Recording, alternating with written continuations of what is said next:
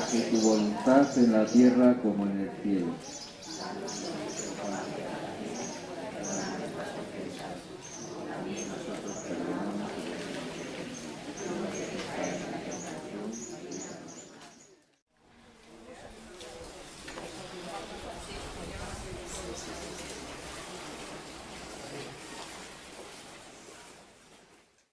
Los soldados lo vistieron de púrpura y después de haber trenzado una corona de espinos, se la pusieron en la cabeza.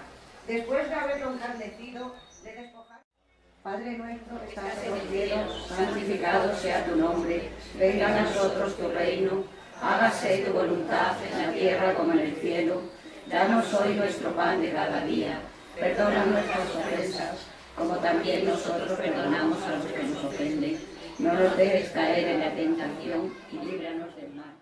Mi pecado esos hombros oprimen, ya lloro mis culpas y os pido perdón. Madre.